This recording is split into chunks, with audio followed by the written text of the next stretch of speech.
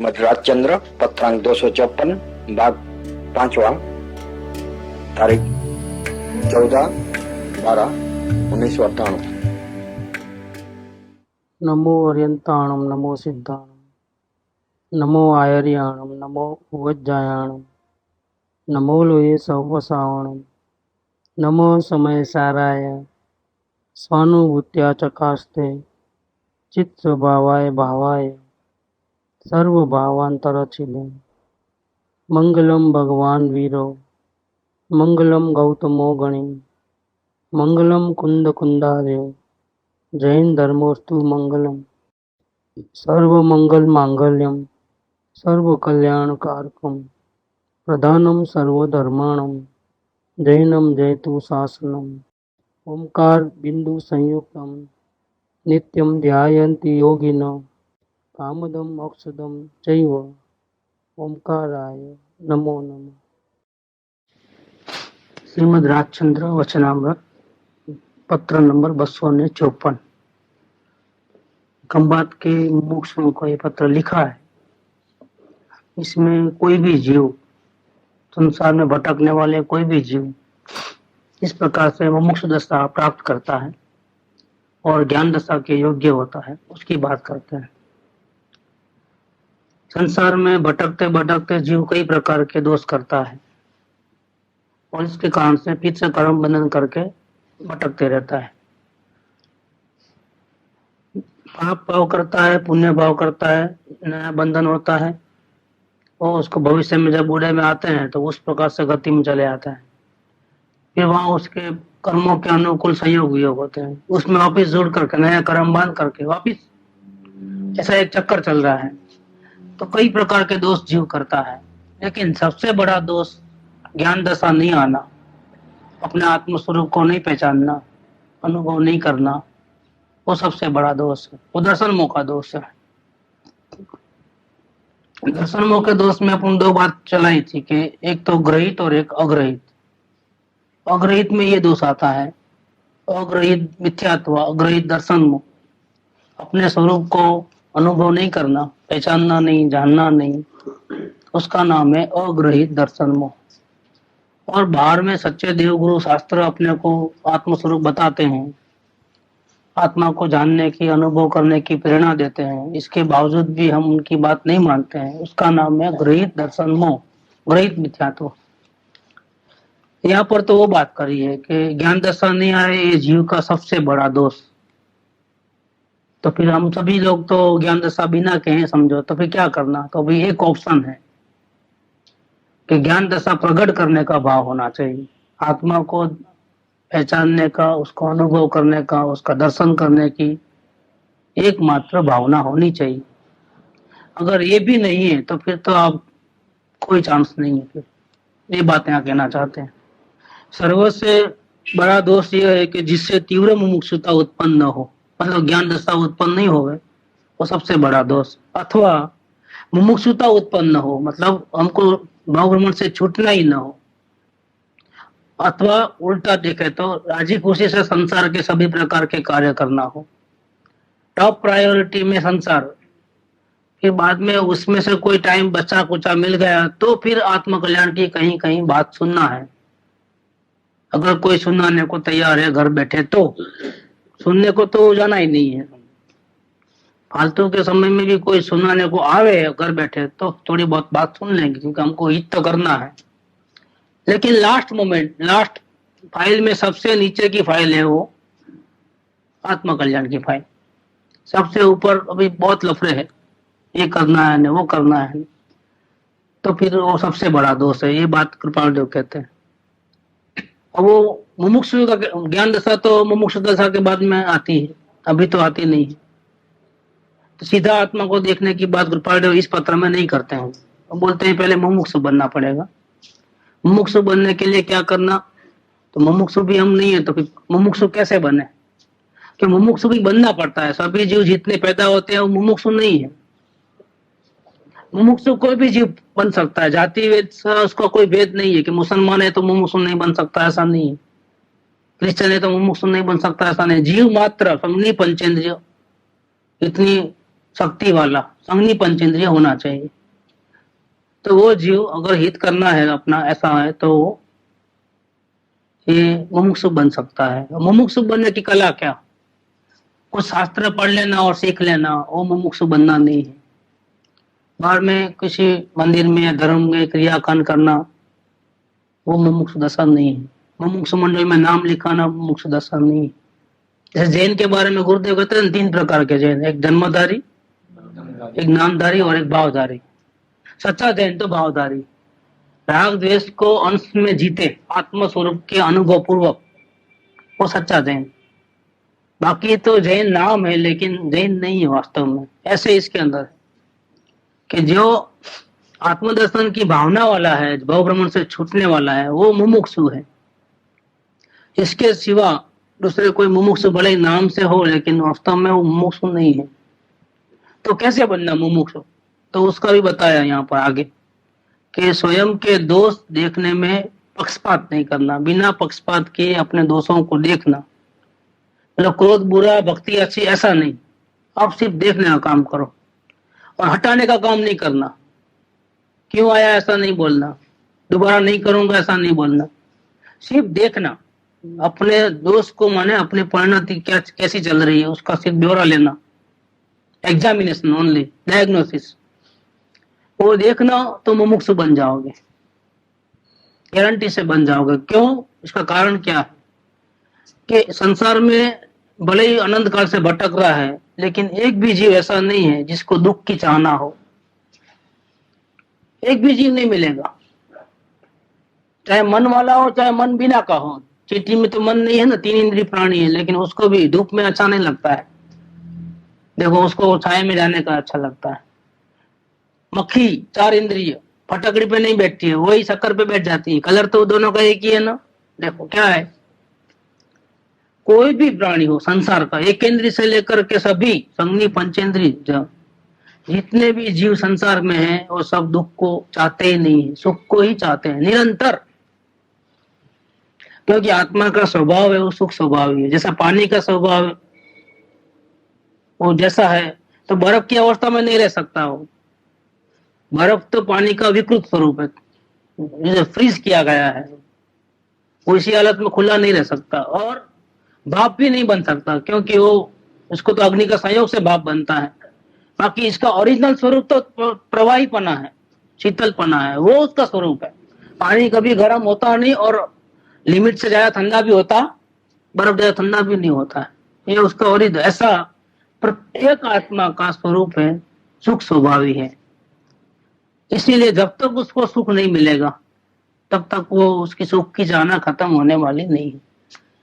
अब ऐसे सुख की चाहने वाला जीव अगर इस पद्धति में आएगा कि अपने दोषों को हटाना नहीं है, उसको आगे पीछे नहीं करना है, उसको भला बुरा नहीं कहना है, सिर्फ देखना है। अगर ये पद्धति का उसने अभ्यास किया, जैसे कृपालु ने खुद ने किया 108 में, अपना विषय चलाता है 108 का विषय, ऐसा कोई भी जीव कर रहा अगर तो वो ज्ञानी बन सकता है गारंटी से। पहले मुमुक्षु बनता है। तो मुमुक्षु बनने के लिए हमको और कुछ पैसा रुपया देने की जरूरत नहीं है, कोई दान वगैरह करने की जरूरत नहीं है, उपवास करने की कोई जरूरत नहीं है। करते हो तो कोई मना भी नहीं, लेकिन ऐसे करते हो इसलिए आप मुमुक्षु हो ये बात भी नहीं है। बात तो वो है कि ऐसा करने से वो अगर हम कहते हैं कि मुमुक्षु बन जाएंगे तो ये बात गलत है। गुरुदेव की भाषा में कहे तो एकड़ा सीखना हो तो मास्टर के पास जैसा बोले ऐसा करना पड़ता है। कोई 5 लाख रुपया दान में देवे इसलिए एकड़ा सीखना आ जाएगा ऐसा तो नहीं है, और कोई 5 उपवास करेगा तो एकड़ा सीखना आ जाएगा ऐसा भी नहीं है। एकड़ा समझो, एबीसी समझो, जो भी, वो आपको स्कूल में जाना पड़ेगा, मास्टर बोले ऐसा करना पड़ेगा, ये इसका तरीका है। ऐसे इधर भी ऐसा है। क्या बाहर में बहुत कसाय को जीत लिए, मंद कर लिए हैं, उपवास आदि करते हो, व्रत तब नियम करते हो, पंचमावत का पालन करते हो, इसीलिए आप मुमुक्षु बन गए? नहीं, वो बात नहीं है। आपको पूरे शास्त्रों का ज्ञान जानकारी है इसीलिए आप मुमुक्षु है? वो बात भी नहीं है। मुमुक्षु उत्पन्न होने का लक्षण क्या? स्वयं के दोष देखने में अपक्षपातता, ये मुमुक्षु बनने की कला है। ये कृपावली के वचन ही कोई अद्भुत है इनकी व्याख्या कोई शास्त्र में नहीं मिले ऐसी। शास्त्र में ये बातें हैं, अवलोकन की समय सार में है, और भी समय सार नाटक में है। अवलोकन की बात हर जगह है। कोई बोलता नया शब्द कहाँ से निकाला, लेकिन जो कला उन्होंने बताई है, उनके वचन में जो ताकत है वो अद्भुत है एकदम। तो देखो क्या है इसमें कि स्वयं के दोष देखने में अपक्षपातता ऐसा एक साधन क्रिया करे तो जीव मुमुक्षु बन जाता है। तो देखते ही उसको पता चलता है कि मैं बेकार का दुखी होता हूं, 1 घंटे में करोड़ों भाव करता हूं, और जितना जितना मैं चाहता हूं ऐसा तो होता नहीं है। तो मैं फालतू का विचार करके क्यों अपने एनर्जी वेस्ट करूं? ये उसको कैसे पता चलेगा? देखने से पता चलेगा। कोई एक विचार को देख लिया और क्यों आया ऐसा करने का विचार में लग गया, तो बाकी के विचार जो आ रहे हैं अपने आप वो देखना भूल गया तो पता नहीं चलेगा। इसलिए पश्चाताप करने का मना करते हैं। पश्चाताप करने का मना क्यों करते हैं? देखते देखते अगर पश्चाताप होता है कि मैं बुरा कर रहा हूं, मेरा नुकसान हो रहा है, देखते देखते तो कोई मना नहीं है। तो वास्तव में प्रतिक्रमण भी इस ढंग का करना है कि देखते देखते पश्चाताप हो कि मेरा आत्मा का क्या होगा ऐसा मैं कर रहा हूं, तो कोई हर्ज नहीं है।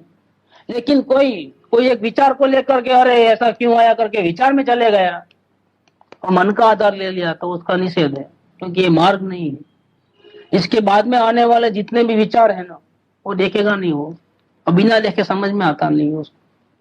देखते ही पता चलता है कि मैं सिवाय अपने नुकसान के और कुछ भी नहीं करता हूं।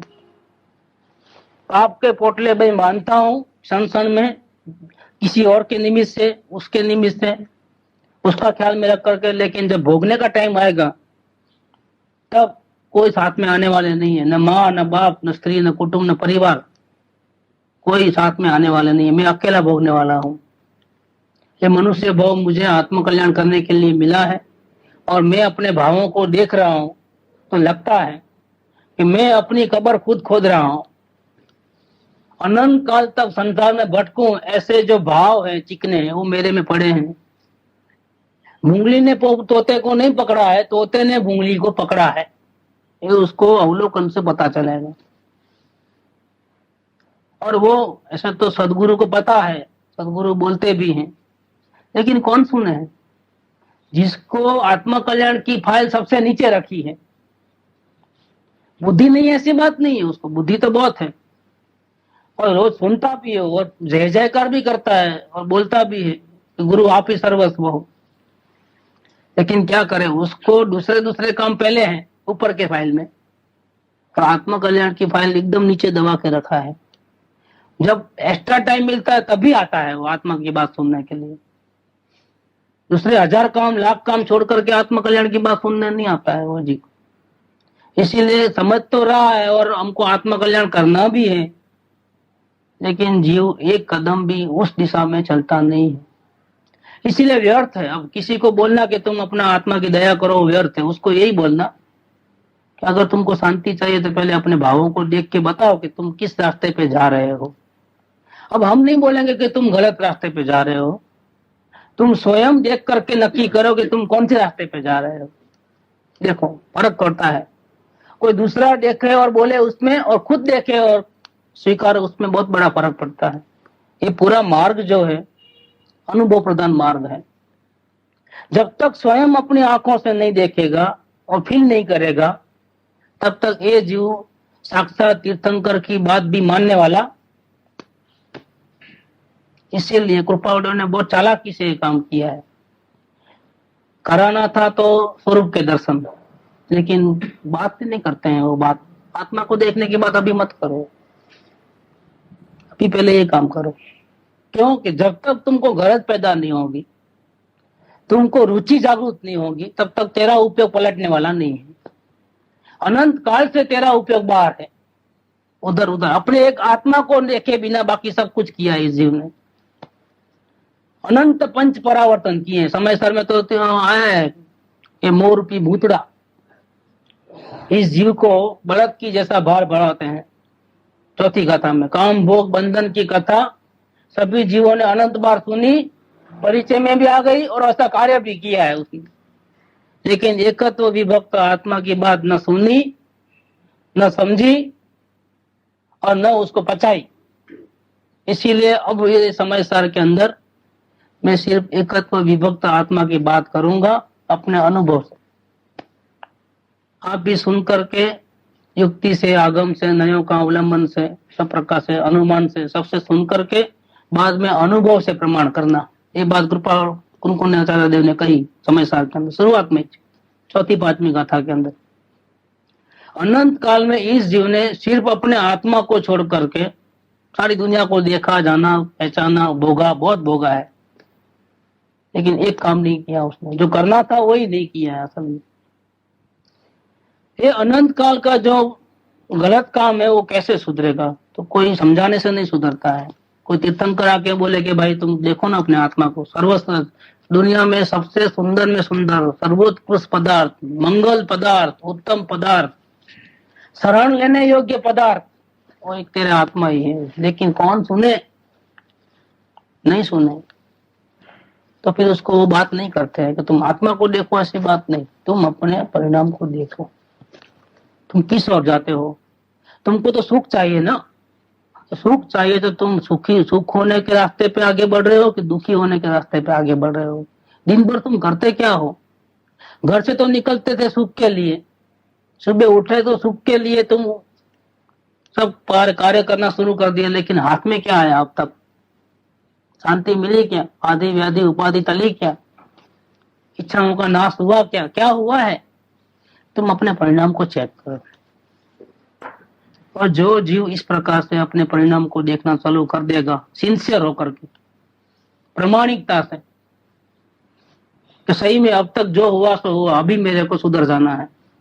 अभी जैसा कृपालु देव बोलते हैं, सदगुरु देव बोलते हैं, ऐसा एक बार उनकी बात मान के जी जान से कोशिश कर लेनी है। इसमें मेरे को ना हिंग लगे ना फटकड़ी, एक पैसा जेब से देना पड़ता, न बुद्धि की जरूरत है कि नहीं शास्त्र समझने नहीं आता तो क्या करूं मैं, वो भी जरूरत नहीं है इसके अंदर। और शरीर अशक्त है तो उपवास करने की भी इसमें जरूरत नहीं, जबरदस्ती मंत्र जाप को ये भी करने की जरूरत नहीं। इसमें तो कितना आसानी है, बिल्कुल सबसे सरल में सरल और सुंदर में सुंदर, और जीव मात्र कर सके, अनपढ़ कर सके, गंवार कर सके, पापी से पापी आदमी कर सके, ऐसा एक सुंदर उपाय उन्होंने बताया कृपालु देव इस पत्र के अंदर। जो उन्होंने खुद ने साधना ऐसी ही की 108 में, वही बता रहे हैं।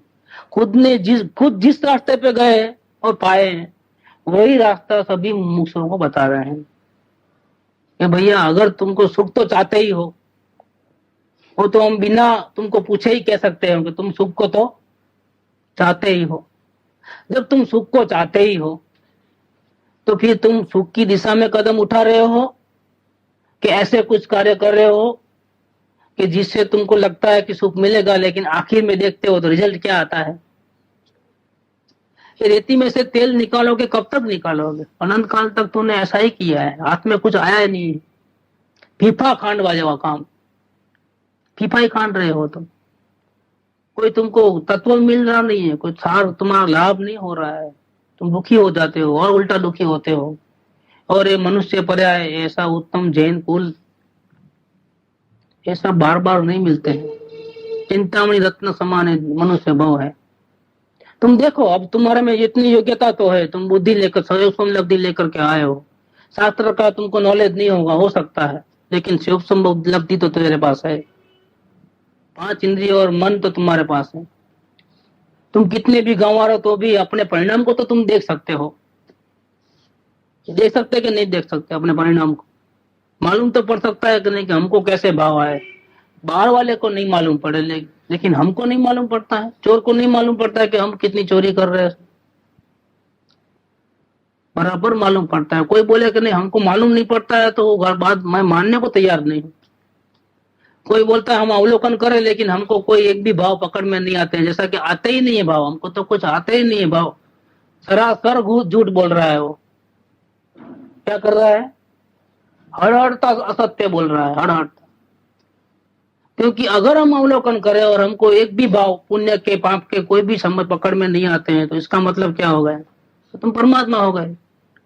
परमात्मा को एक भी भाव नहीं आते, आर्यन परमात्मा को एक भी भाव नहीं आते हैं। बुनियाद को भी आते हैं, लो ना भाव तो संजवलन कसाय के भाव तो मुनियाद को भी आते हैं, और छठे गुणस्थान में उनका उपयोग बाहर रहता है, उनको भी आता है। पूजा के भक्ति के वो भाव तो उनको मुनियाद को भी आता है।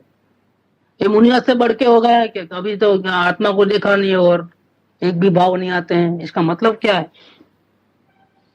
ऐसा बोलो कि हम अवलोकन नहीं कर पाते हैं, हमारे ज्ञान में कचरा बहुत घुस गया है, आईना बहुत मैला हो गया है और संसार में बहुत रुचि है, इसीलिए हम देखना चाहते हैं लेकिन घबरा करके फौरन 1 सेकंड में बाहर आ जाते हैं।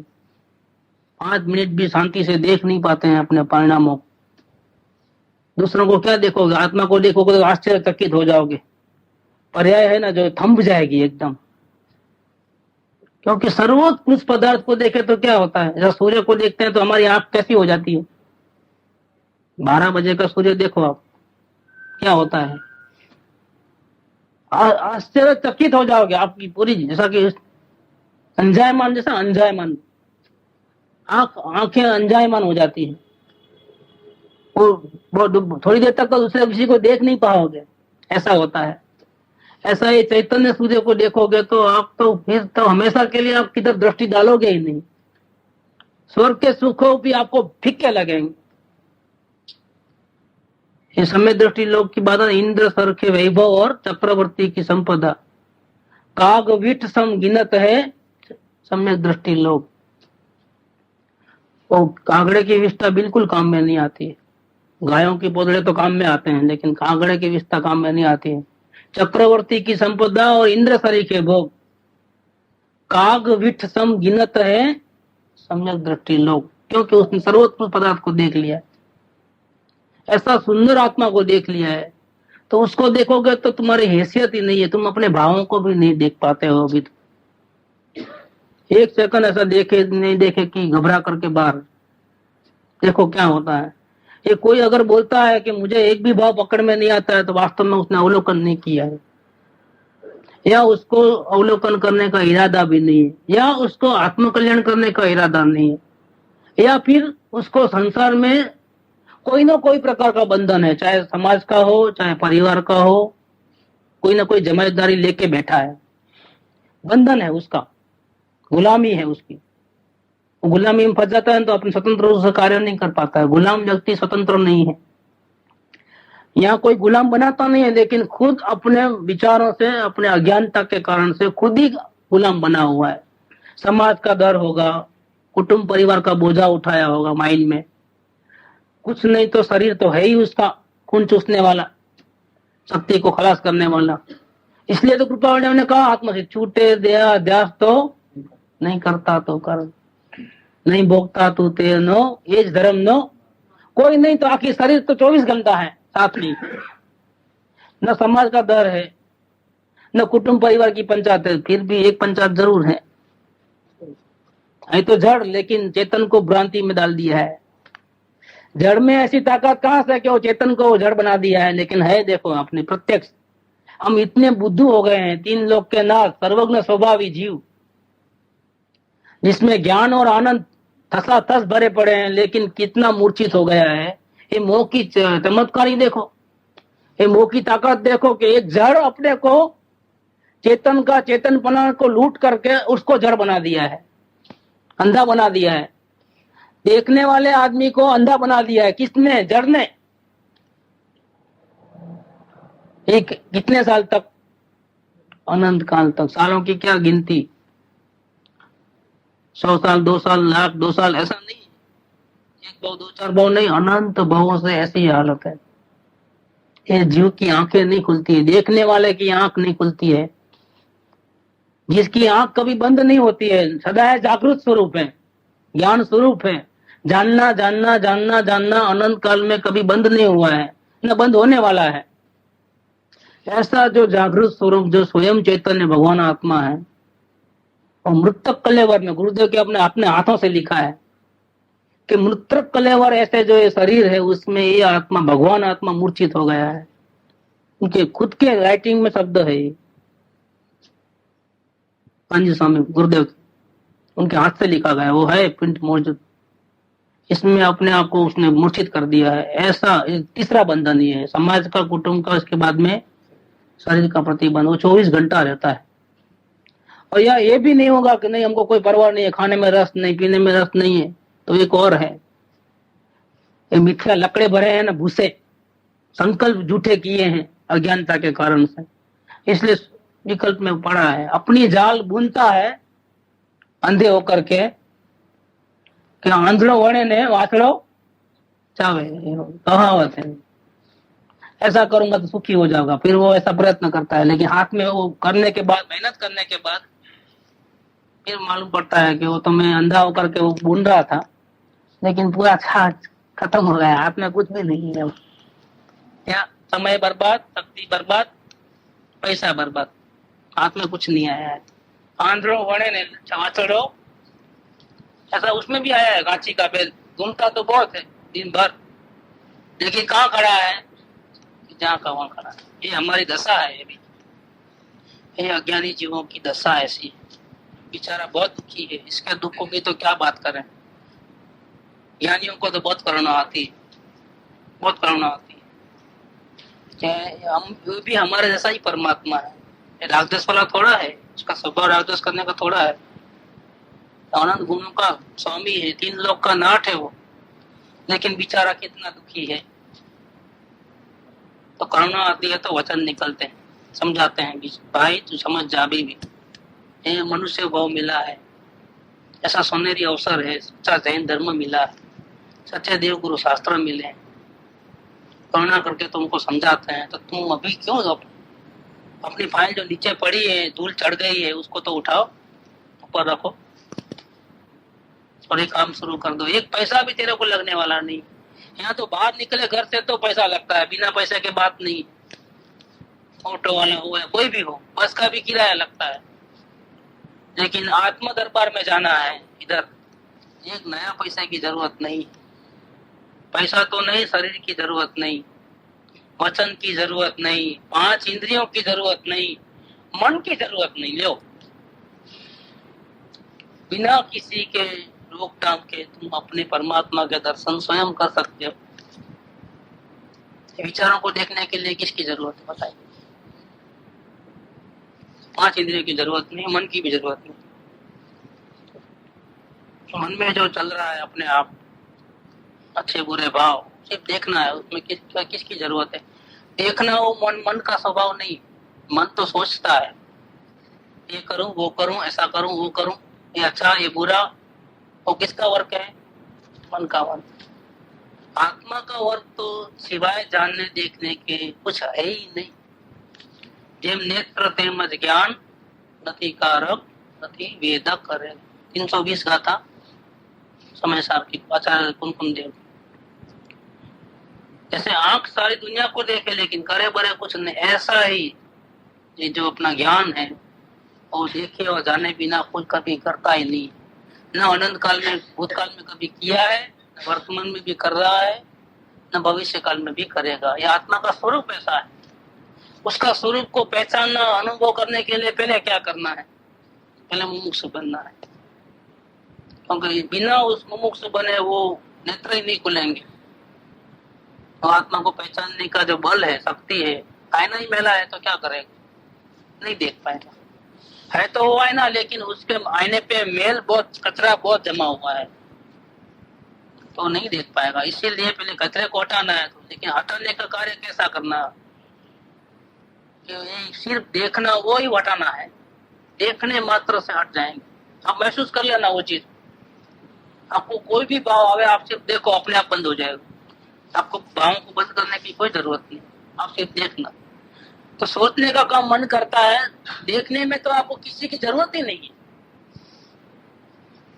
देव गुरु शास्त्र मन वचन काया, किसी की 5 इंद्रिय, किसी की कोई जरूरत नहीं है। भगवान आत्मा के दर्शन मुफ्त में होते हैं अगर करना है तो। वास्तव में 3 लोक का नाथ मिले, उसके दर्शन होवे और अनंत काल का जो दर्द है फिट जाए, और इसके फल में अल्प समय में, मैक्सिमम 15 भाव में वो सिद्ध पद को प्राप्त करे और अनंत काल तक शांति समाधि सुख में रहे। ऐसा काम है। एक नए पैसे का खर्चा इसमें नहीं है। न किसी की गुलामगिरी की जरूरत है कि ये हेल्प करेगा तो होगा, ऐसा भी नहीं है। इतना स्वतंत्र मार्ग जो हर कोई जीव कर सकता है, या जितने जो जीव बैठे हैं सब में ऐसी योग्यता है कि वो अपने परमात्मा के दर्शन कर सकते हैं। लेकिन काम पहले करना है क्या, कि वो जो फाइल नीचे है ना उसको ऊपर लगा देना है, ये काम करना है पहले तो। और इसके लिए हमको अपने परिणामों को तटस्थ भाव से, पक्षपात किए बिना सिर्फ देखना है, ये मुमुक्षु बनने की कला है। इससे क्या होता है कि ऐसी कार्य करने से स्वच्छंद दब जाएगा। स्वच्छंद दबेगा माने क्या, कि देखेगा तो पता चलेगा कि मैं स्वयं अपने दुखों का पोटला तो ठाठ है, सिर्फ 4 दिन की चांदनी है, ये ज्यादा दिन टिकने वाले, संसार के कोई भी स्वांग ज्यादा दिन टिकने वाले नहीं है। स्वर्ग के देव को भी स्थिति पूरी होते ही वापिस आना पड़ता है, वो भी कोई कायम नहीं रहता है स्वर्ग के अंदर। ये पंचम गति स्थिर है, बाकी जितनी गतियां हैं संसार की सब अस्थिर है। स्वर्ग में भी आप मैक्सिमम अज्ञानी जीव 31 सागरोपम से ज्यादा नहीं रह सकता है। चाहे स्वर्ग का बड़े से बड़ा देव बन जाए ना तो भी उसकी भी मर्यादा है, चाहे ज्ञानी हो चाहे अज्ञानी हो। अज्ञानी की तो 31 सागरोपम की लिमिट है, ज्ञानी को 33 सागरोपम है मैक्सिमम, रह नहीं सकते उससे ज्यादा, आप आना ही पड़ता है वापिस। कोई गति स्थिर नहीं है, चाहे सुख की घड़ी हो चाहे दुख की घड़ी हो, कोई स्थिर नहीं है। अभी तुम पाप के पोटले बांधते हो, तुमको पता भी नहीं है कि तुम कितनी बड़ी कब्र खोद रहे हो अपनी, तुमको पता। एक तो कब्र नहीं खोदता है, अनंत गौ की अनंत कब्र खोद रहा है अभी इस वक्त ये जीव, समय समय में। क्षण क्षण भयंकर भाव मरणे कहाँ हो रहा, ये अवलोकन करते ही पता चलेगा, हाथ पे ढीले हो जाएंगे। सबसे पहला रिजल्ट क्या आता है, खुद को कम कमा हो जाएगा। अरे क्या कर रहा हूं मैं, दूसरों के लिए अपने को मार रहा हूं, अपना गला काट रहा हूं मैं दूसरों के लिए, शरीर के लिए, कुटुंब के लिए, समाज के लिए। मैं क्या कर रहा हूं, ये भव तो भव का अभाव करने के लिए मिला और मैं तो आंख बंद करके बढ़ाते जा रहा हूं। क्या होगा मेरा, क्या होगा मेरा, अपने पैर के नीचे से धरती निकल जाएगी, घबराहट घबराहट। और क्योंकि वो तो सुख को चाहता है और हो क्या रहा है, दुख हो रहा है। करोड़ विचार आते हैं और एक भी काम नहीं होता है। देखना, आप महसूस करना वो चीज, सुबह से शाम तक तो गिनती नहीं कर सकते, इतना भाव करता है। लेकिन हराम बराबर जो काम हुआ है, क्योंकि हमने टिकट लेने जाना है बॉम्बे की, तो क्या होता है, विचार तो आया लेकिन जाने में कितना टाइम, एक काम पूरा करने में कितना टाइम लगता है। घर से निकलना, वहाँ लाइन लगाना, 1 घंटा भी ठहरना पड़ता है, कभी वापिस आए तक 2 घंटे भी कम से कम हो सकता है, ऐसा भी होता है। ऐसे कितने विचार आते होंगे दिन भर। अगर पूरा काम हो तो पूरी जिंदगी, क्या पूरी जिंदगी खत्म हो जाए, ऐसी आनंद जिंदगी खत्म हो जाए, इतने भाव आते हैं। ये काम करे या नहीं करे, काम होवे या नहीं होवे, बाप के पोटे तो बांधता है बराबर भाव कर करके, और पता चलता है अवलोकन में तो धरती खिसक जाती है पैर के नीचे से। मैं बेकार के व्यर्थ के भाव क्यों करूं। हाँ, जितनी जरूरी है उतना तो करे और काम होवे वो ठीक है, लेकिन बिना जरूरी कितने भाव आते हैं। बेकार के पाप के पोटले बांध रहा है, लेना नहीं देना नहीं, और गिलास फोड़ दिया बनाने। ऐसा क्यों भाई, जब सुखी होना है तो ऐसा क्यों, या फिर ऐसा नक्की कर लेना कि हमको सुखी नहीं होना है, बात खत्म, फिर तो कोई जरूरत नहीं है। ये तो जिनवाणी सुनने का, सत्संग करने का, पूजा पाठ करने का कोई जरूरत नहीं, क्योंकि तुमने निर्णय किया है कि मुझे सुखी नहीं होना है। कोई बात नहीं भैया, लेकिन जब अंदर में भावना तो सुखी होने की है, सभी जीवों की, खुद की भी, और अवलोकन करते ही पता चलता है कि सिवाय दुख के और कोई कार्य में नहीं कर रहा हूं, सुख का तो छांटा भी नहीं मिलता है। बहु वन में जी भर घूम चुका, कण कण को जी भर भर देखा, मृग समृग तृष्णा के पीछे, मुझको न मिली सुख की रेखा। खुर्दे तो कई बार गाते हैं, वो छठाड़ा में आता है ना, मुनि व्रत धार अनंत बेर उपजायो, तय निज आत्म ज्ञान बिन सुख लेस न पायो। इतना किया लेकिन सुख नहीं मिला, लेस मात्र भी सुख नहीं मिला इस जीव। तो क्या होता है कि स्वच्छंद का नाश होता है कि अब मैं अपनी बुद्धि से चलूंगा तो ऐसा ही गलती होती रहेगी, अब मेरा काम नहीं है इसके अंदर। क्या अब मैं अपने ढंग से उपाय करने जाऊंगा सुख के लिए। चाहिए सुख तो जो भी काम करता है सुख के लिए करता है। रात दिन जो कुछ भी कार्य करता है जीव, वो दुखी होने के लिए करता है कि सुख के लिए करता है। लेकिन अवलोकन से पता चलता है कि मेरे को अभी तक तो दुख ही दुख मिला है, सुख मिला नहीं है।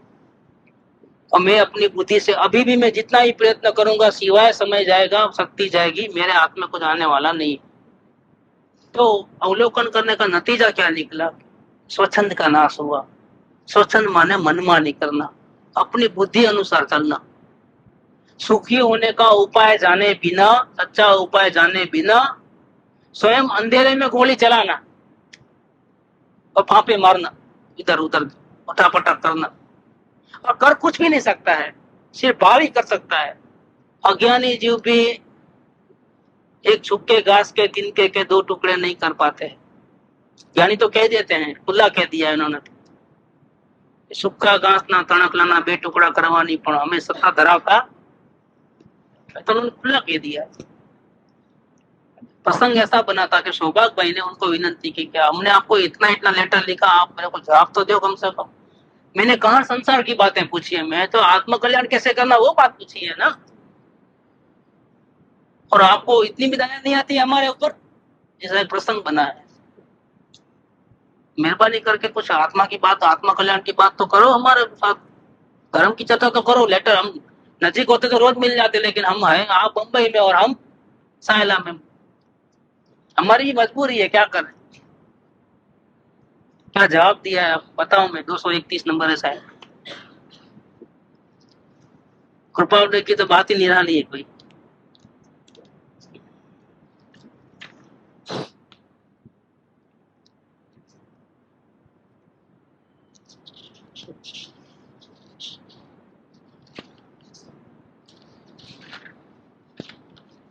किसको नहीं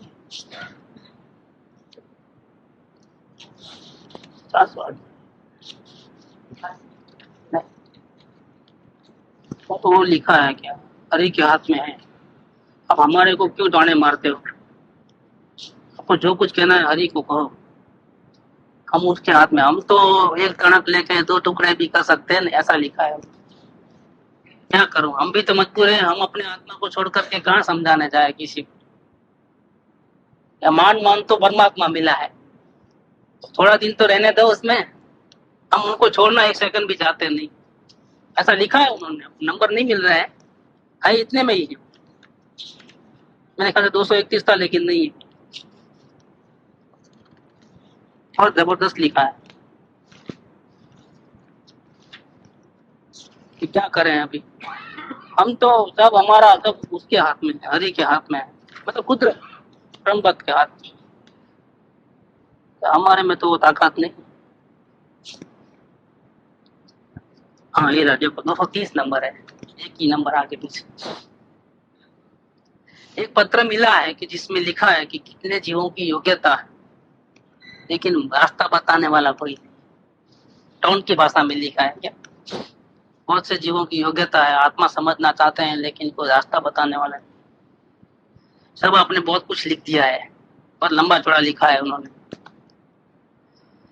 इसके बारे में आपको आगे भी बहुत रहस्यमय खुलासा दिया हुआ है, लेकिन आप आत्म कल्याण के लिए बहुत बहुत ज्यादा अति ज्यादा उत्सुक हो।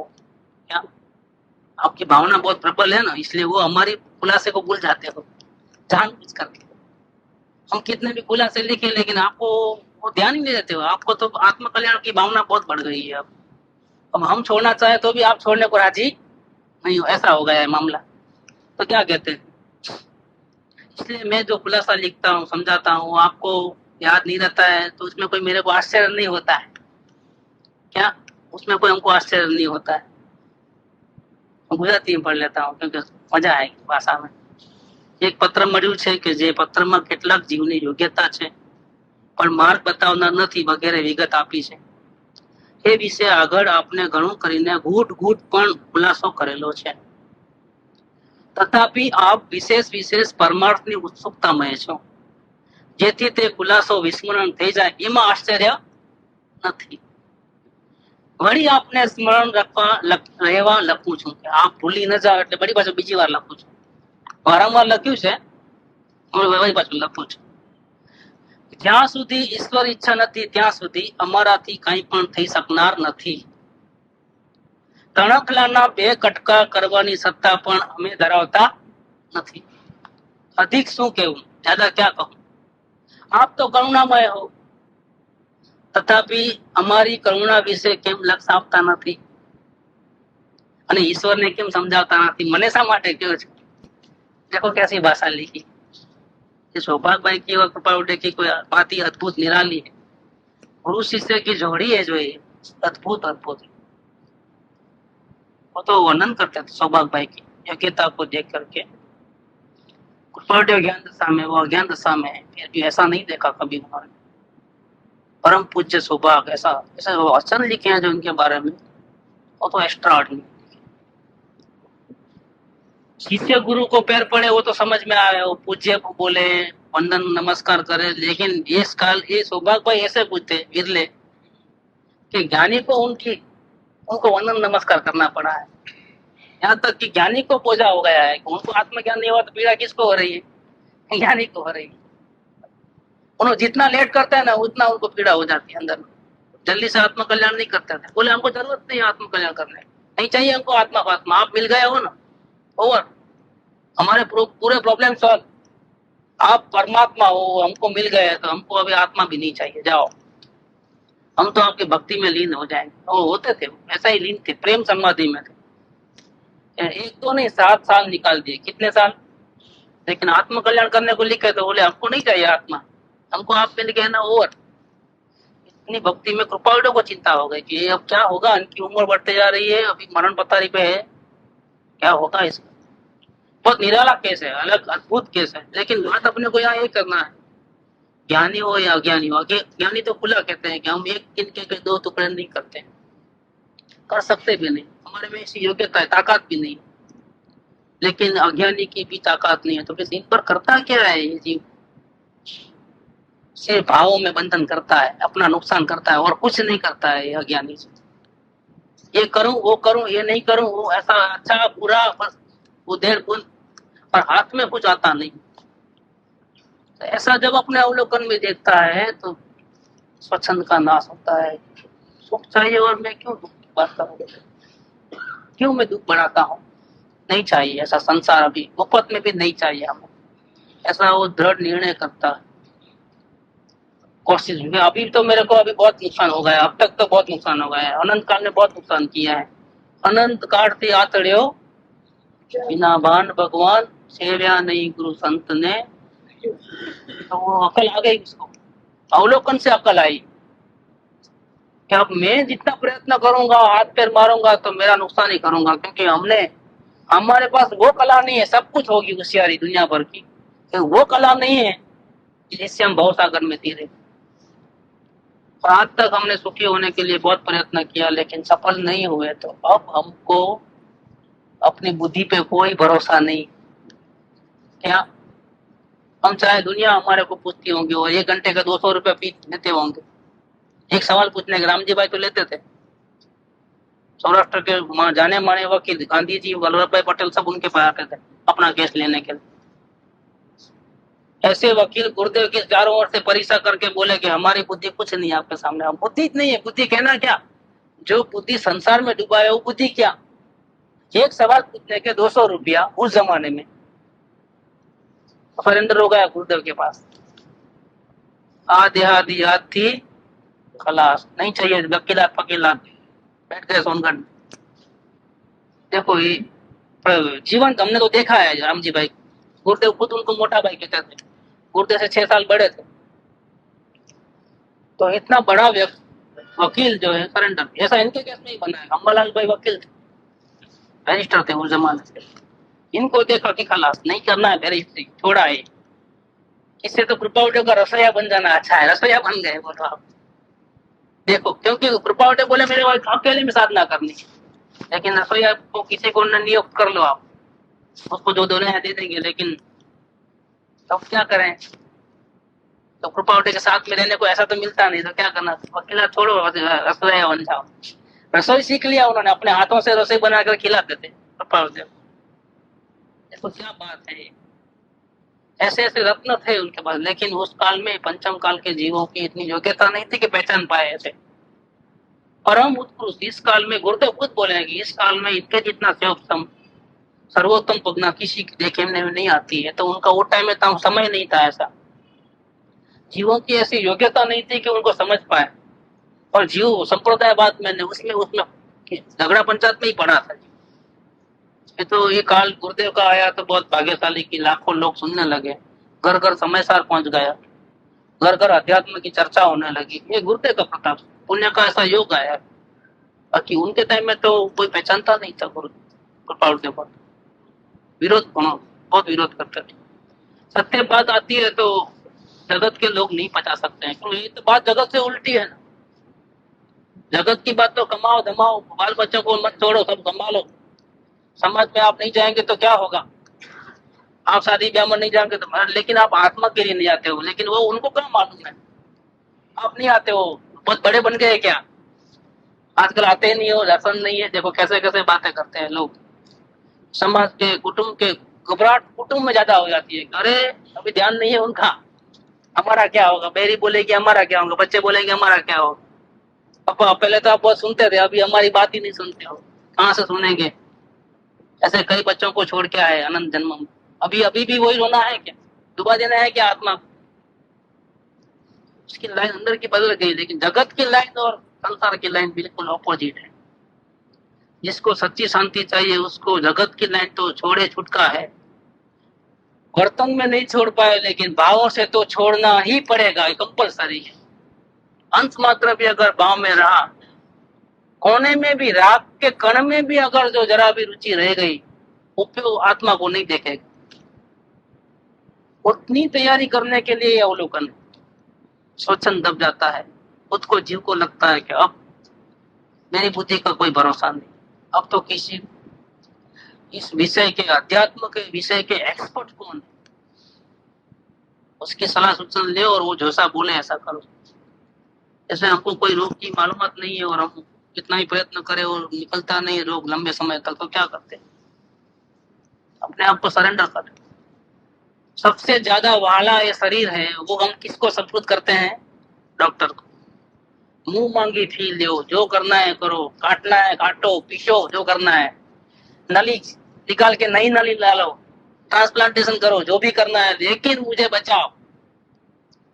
देखो सरेंडर करता है। ऐसे ये जीव को पहली बार ऐसा लगता है, अगर सही में अवलोकन किया तो, क्या मुझे किसी सत्पुरुष की जरूरत है, अध्यात्म के मार्ग को, रहस्य को जानने वाले, ऐसी विद्या सिखाने वाले, ऐसे कोई व्यक्ति की मुझे जरूरत है। मैं अपने आप तो ये भवसागर पार कर सकूं, ऐसी मेरे में एक भी लक्षण नहीं है।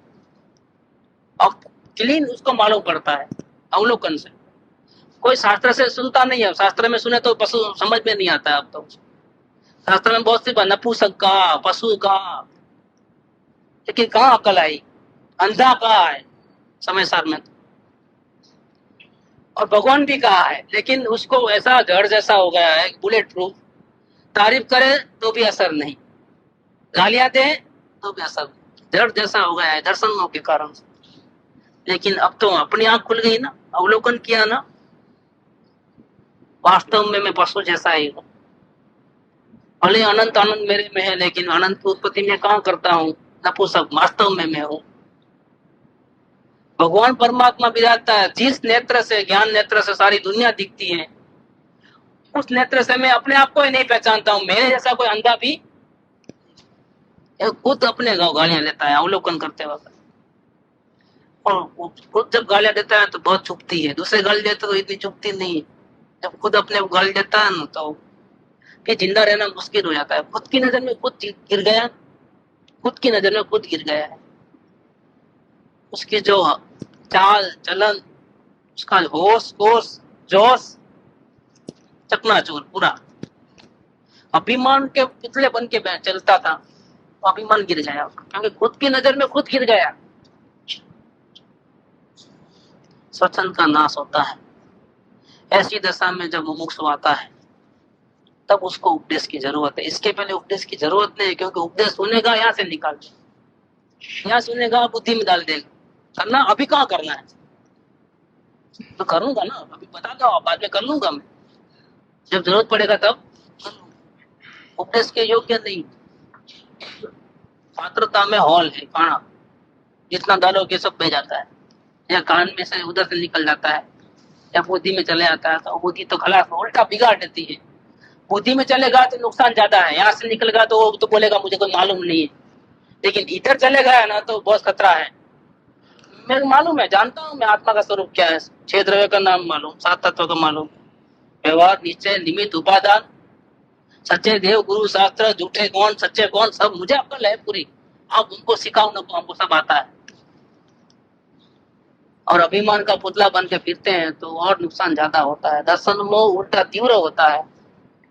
जिस छुरी शाकभाजी काटने की उससे अपना गला काटता है ना, ऐसा ही काम करता है ये शास्त्र। उसके लिए शास्त्र बन गए हैं अब। शास्त्र में जो बातें कही वो तो आत्मदर्शन करने के लिए, गुण प्रकट करने के लिए, लेकिन उसने शास्त्र का उपयोग क्या किया, यहाँ भराया है, हृदय में नहीं उतारा, तो अभिमान बन गया, उसको नुकसान हुआ। दर्शन में तीव्र हो, जिनवाणी की विराधना, गुरु की विराधना चालू हो, उससे भाव में मन भी मिलेगा नहीं उसको। ये बात होती है। तो अवलोकन करने के बाद जब बोध बीज योग्य स्वच्छंद का नाश होता है तब बोध बीज योग्य भूमिका बनती है। और ऐसी भूमिका बनने के बाद अभी 3 प्रॉब्लम खड़े हो गए हैं। अब तक नहीं थे वो प्रॉब्लम, अब मुक्त दशा में क्रिएट हुए नए प्रॉब्लम्स। और नए 3 प्रॉब्लम कौन से हैं उसकी जब चर्चा अपना आगे करेंगे तो विस्तार से करने योग्य। अवलोकन करने वाले मुमुक्षु की कहाँ गलती होती है कि मुमुक्षु बना है लेकिन फिर गिर जाता है, ज्ञान दशा आने के पहले ही खत्म। ऐसी कौन सी गलती करता है जीव कि आत्मकल्याण तो करना है, डूबना तो नहीं है, फिर भी वो डूब जाता है अपनी गलती के कारण से। ऐसी 3 गलती बताते हैं कृपालदेव आगे के चैप्टर के अंदर, लेटर के अंदर। समय होगा तो बताएंगे। अब कल तो लेक्चर नहीं रहेगा, बालगाम जाने का योग है, तो हाँ, आज शाम में ही निकल जा रहे हैं। तो बाकी का जो पोर्शन है, जो बहुत इंपॉर्टेंट पोर्शन इस पत्र का, वो पुनः आने के बाद लेते हैं। 3 दिन में आ जाओ। सुख धाम अनंत सुसंत चही, दिन रात रहे तद ध्यान मही। प्रशांति अनंत सुधामय जे, प्रणमु पद तेवर तेजयते। प्रणमु पद तेवर तेजयते। प्रणमु पद तेवर तेजयते।